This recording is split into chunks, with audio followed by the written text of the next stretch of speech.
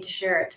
And that brings up, Cheryl's question here. She says, I've been watching a bit. What can homeschool groups do to be more inclusive? That is a really hard question. Boy, I'll have to think about that one, because that's something it's just not only homeschool groups, it's also church, it's community. I mean, the reason that we're going to the church that we're going to now is because of how they treat my son. Yeah. I'm a big boy. I can probably go to church almost anywhere and find good. But you know what? I was looking for a church that was inclusive. And what I mean is, my son is an usher.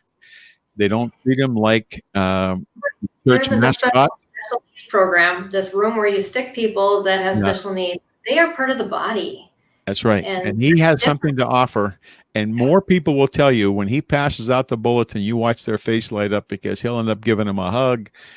And even he'll stop when he's collecting the offering, and he'll end up hugging somebody in the pew. And he just blesses people because he's part of the body of Christ. But I went to the ushers after we'd been there for a couple months, and they'd included him. And I said, and I let them do it. I didn't get involved. I said, thank you for not patronizing my son, and thank you for treating him with respect and value, because that's what he wants and needs. And he gets up in the morning on Sundays, and he can't wait to get to church. When we were at a church with the little special needs room, he didn't want to go to church.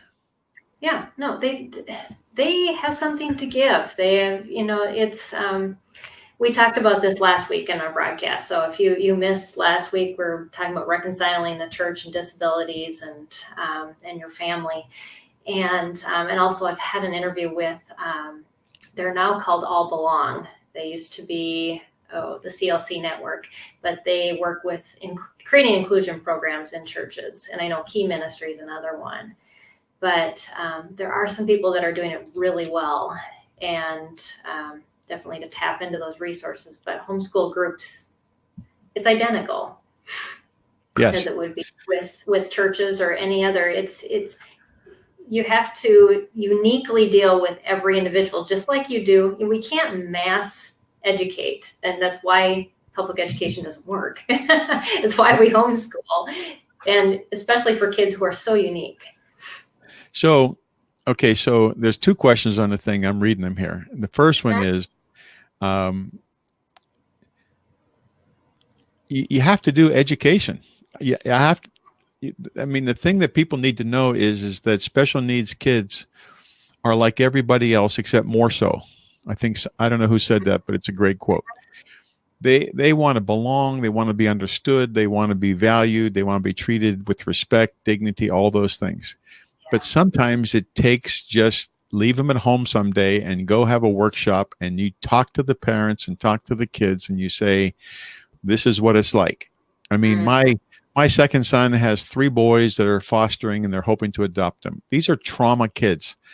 I've had to educate myself on what it's like to be traumatized. Their world is totally different. Their behaviors are not consistent, etc. But I've listened to a podcast. I've got a book by my bedside, and it takes some work. And one of the things that we have at Johnny and Friends headquarters, which for Pennsylvania, we have a room called Finding the Forgotten, where you go through. It takes about 30 minutes. You put on headphones, and you enter into the world of 5 families with disability. And these people talk to you, and they teach you what it's like to have a disability. And people need to be educated. Even the best-hearted people, they need to understand that these kids are just like you, but they need to understand what it means to be on the spectrum. They need to understand what CP is. They need to understand that people with Down syndrome are more gifted because they have more chromosomes. Okay, anyway, But no, really, there's an education process involved, and that's one of the things